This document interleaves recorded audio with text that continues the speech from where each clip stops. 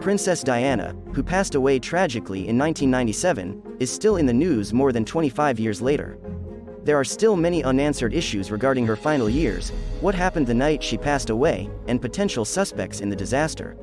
In Diana, The Ultimate Truth, award-winning investigative journalist Mark Williams Thomas, a former detective, explores speculations that have surfaced after the death of Diana and attempts to provide answers to the major concerns that remain unanswered regarding the late Princess of Wales. What effect did Diana's candid BBC interview have on the years leading up to her death? Could she have possibly recovered from the crash's injuries? Was the driver, Henri Paul, intoxicated that evening? Furthermore, was her car actually tampered with? Princess Diana agreed to a television interview with Martin Bashir from Panorama, the BBC's premier current affairs program, in November 1995, 2 years before she passed away. Following Diana's revelation of her and Prince Charles's extramarital activities, the shocking episode garnered international attention. Diana lost the title of Her Royal Highness as a result, and the Queen pressured Diana and Charles, who had been apart since 1992, to get a divorce. She had also lost her royal protection. How did Bashir, a comparatively unrecognized BBC reporter, secure this remarkable interview and, more importantly, Diana's trust? Diana. The Ultimate Truth contains Williams Tom Mangold, a longtime Panorama reporter who discovered the fraud and voiced his concerns to the BBC. The damage caused by what Diana revealed was already done when 5 months after the interview aired. I will die in an accident, whether it be a helicopter, airplane, or vehicle accident. Graham Harding, a security specialist, tells the story of Diana asking him to search her Kensington Palace apartments for devices because she believed her phone conversations were being recorded for the first time ever. He surreptitiously gave Diana cell phones as well, to enable her avoid any prospective spying. Diana had more than just the anxiety of being watched. Roberto Dvorak, a close friend of Diana's, claims that Diana always thought she would pass away young. She got a vision that she would die or be killed. Not naturally, according to Dvorak in the film. She would express her fear that they would murder her. I'm going to pass away in a crash, whether it's a car, helicopter, or both.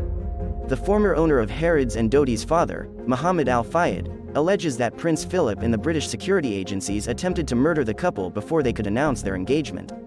According to British investigator Lord Justice Scott Baker, Mohamed Al Fayed's theory that a plot involving the British Secret Services and Prince Philip, the late husband of Queen Elizabeth, was unjustified. The coroner's inquest-related judicial review request made by Al Fayed was turned down. Angela Gallup, a police investigator, reviewed the evidence from the 1997 vehicle accident and concluded there was no evidence to sustain a murder allegation. Al Fayed reportedly claimed Princess Diana was carrying Dodi's child. His theory was supported by a 2003 The Independent piece that claimed an anonymous senior French police source who suggested a pregnancy hide. But Rosa Monckton, a close friend of Diana, claimed to have been present when the princess was killed and was aware that Diana was not pregnant. For Operation Paget, the Metropolitan Police investigation, forensic expert Angela Gallup examined Diana's stomach contents and determined that Diana was not. Did someone intentionally confuse Henri Paul the driver by flashing a light in the pitch-black tunnel? Former MI6 agent Richard Tomlinson, who was fired by the British security services, revealed to Mohamed Al Fayed that the security services had planned to kill Slobodan Milojevic by flashing a flashlight in a road tunnel, which was eerily similar to the Diana hypothesis. Tomlinson later clarified his statements while giving testimony at an inquiry in 2008, claiming that he might have mixed up his facts.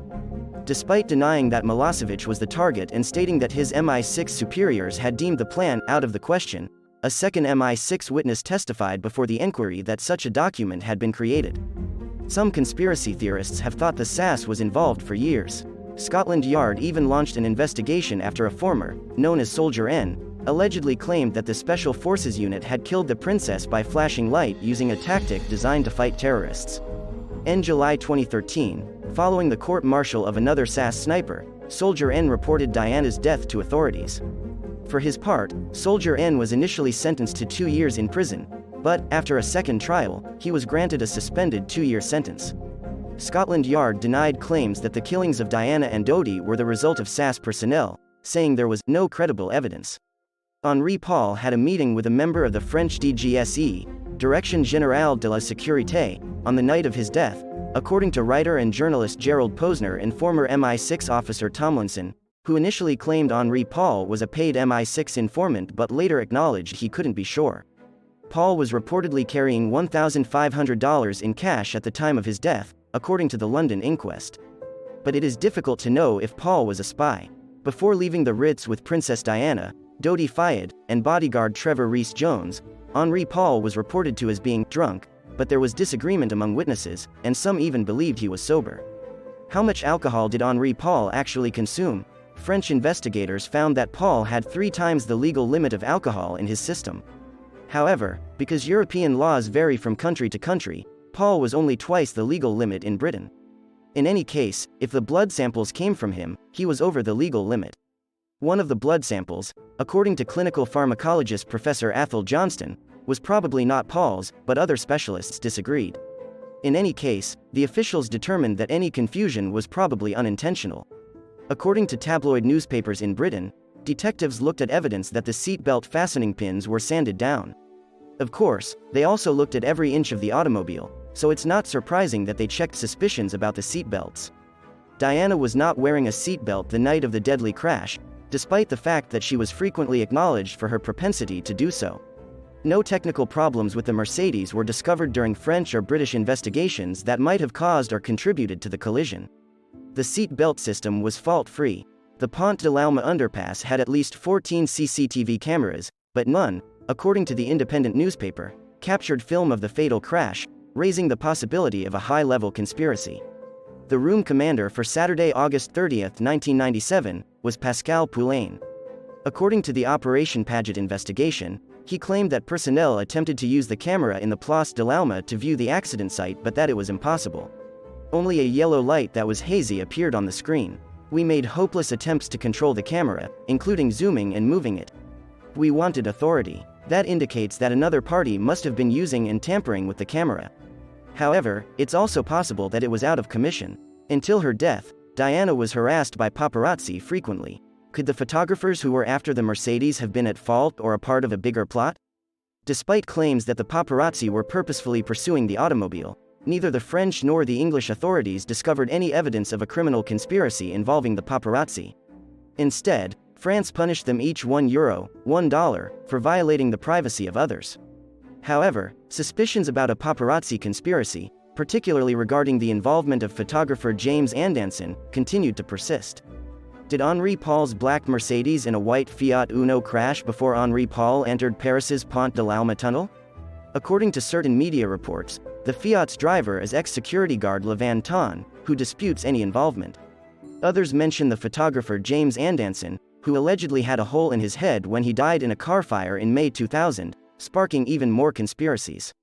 Witness Sabine Dauzon reported seeing a white Fiat Uno with Paris license plates exit the tunnel following the accident. She described the driver as being tanned, a dog in the backseat that was muzzled, and the car's broken tail light.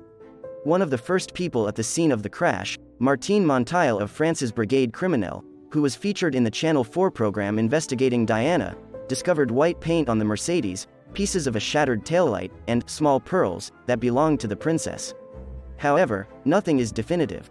After all this time, Princess Diana's death is still surrounded by mysteries and question marks. Will we ever know the truth? After 25 years, she is still one of the most famous public figures in the world. Many movies and documentaries were made about Princess Di's sad death. I recommend you to watch Unlawful Killing and Diana, Last Days of a Princess, both great documentaries. Next week's story will be horror and thrilling. Stay tuned. Don't forget to like and subscribe to keep up with thrilling stories.